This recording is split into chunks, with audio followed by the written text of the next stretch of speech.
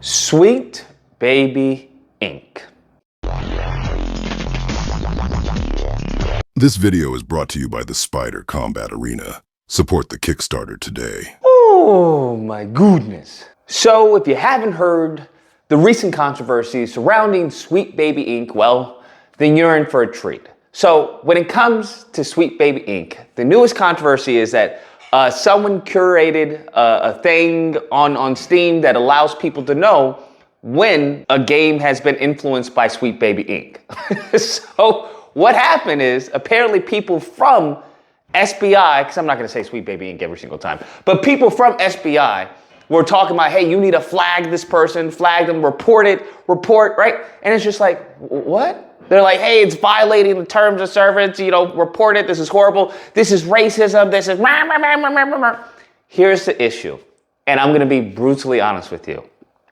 I think a lot of people have this wrong. And we need to look at this from one way, okay? We need to look at this from one perspective, because that's how it boils down. You have two people, okay? I won't say two people, but two sides. You have those who are just like anti-alphabet, anti-black people, anti-Hispanic, just anti all of that. You have like the white nationalists, those individuals, okay? Now, I would argue that the majority of gamers don't fall in that group. Are there some? 100%. But I would argue that's not the majority of people. And I think what Sweet Baby Inc. and many of these other companies are trying to do is trying to label everyone as that type of, as that person, right? As being a part of that group. Well, you're a racist, you're a far right. No, that's not the case.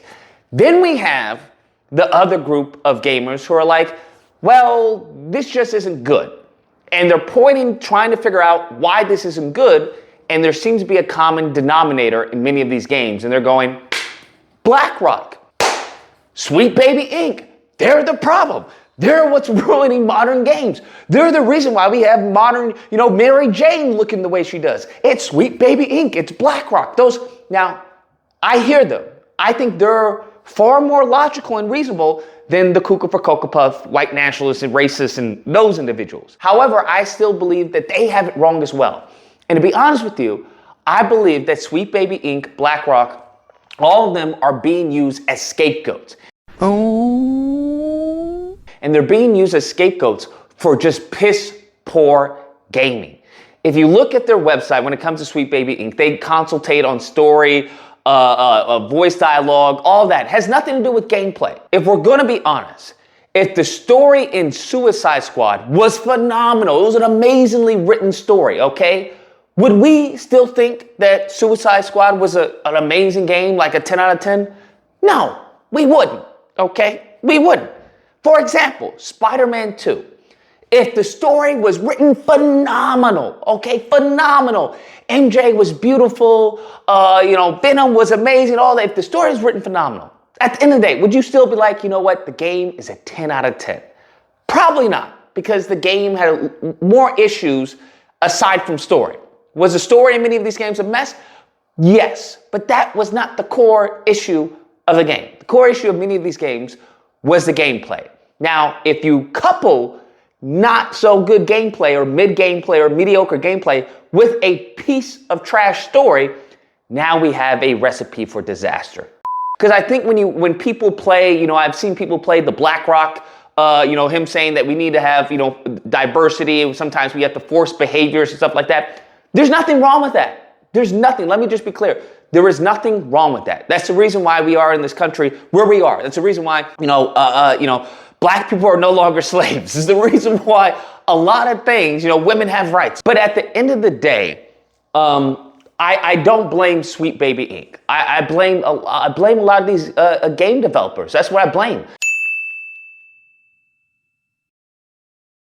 I don't think Sweet Baby Inc. completely destroyed any game. There's not one game you can tell me that was amazing aside from Sweet Baby Inc.'s influence of the story or the audio logs. I think Suicide Squad was trash. I don't care who worked on it, Sweet Baby Inc. or not. The game was trash. It's as simple as that. When it comes to diversity, I think people have conflated diversity, like I said, the group over here, with meaning bad or anti-white. All diversity means is an in addition to. So in addition to the white protag. We have, a black person, or we have, the alphabet person. And to be honest with you, I don't care. Because if Bayonetta was a raging, homosexual, okay, if she was a raging lesbian, I would still play the game because the game was fun. The game was fun. Now, if it was all about her being a lesbian and that was the crux of the game and the selling point, no. Why? Because that doesn't interest me, okay? Given that the majority of, the country and the majority of gamers aren't a part of the alphabet, I understand if you want to have alphabet, but for that to be the leading role in some of these games, it's just not going to interest us. I don't know what to tell you. It's just not going to interest us. I mean, I think that's the issue I had when it came to Last of Us 2.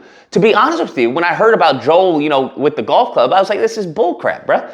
This is bullcrap. This is nonsense. You're gonna have this dynamic between Ellie and Joel, and that's how you're gonna treat him. I thought that was disrespectful how they took him out like that. But upon playing the game, I think the game was phenomenal. The issue I do have is that it felt like a bait and switch.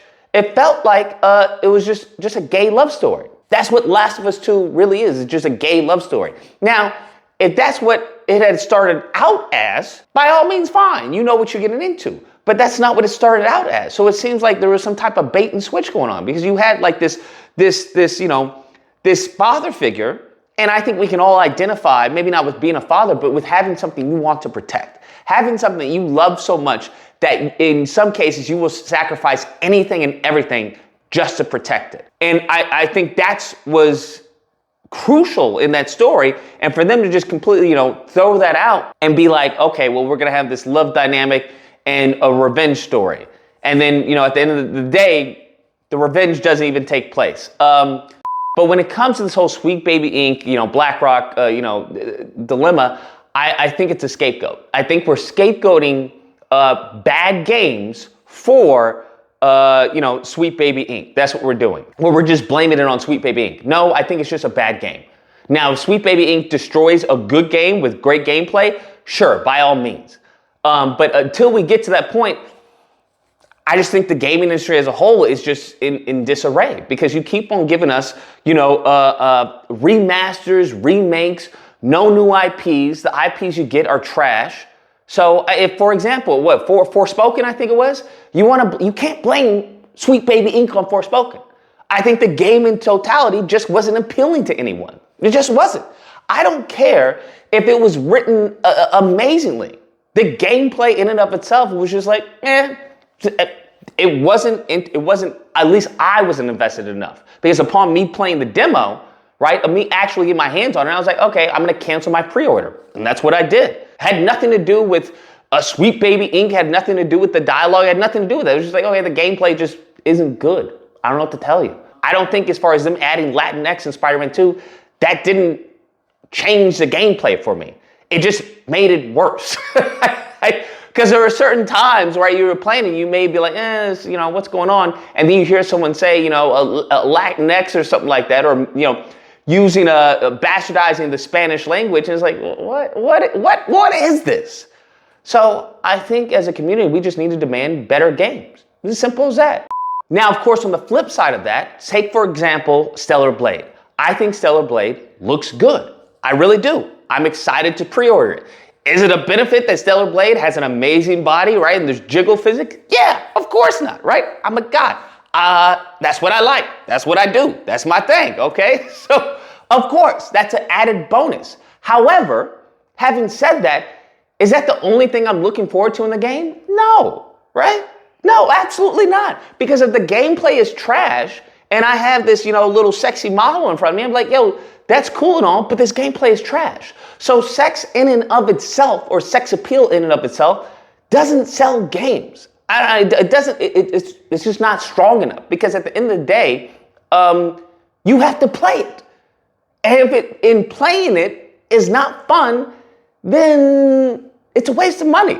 The beautiful combination of Bayonetta was that it was sex appeal, but the gameplay was awesome. So it was a win-win. So I just wanted to put that out there as well, thinking that, you just want boobs and TNA and all that. No. I mean, yes, we would like it, but that's not the end-all be-all when it comes to a game. All right? Now, having said that, that's also not a reason to be like, well, you don't need it. If it's all about gameplay, you don't need it. No, because now you're being dishonest. The great thing is the amalgamation of both.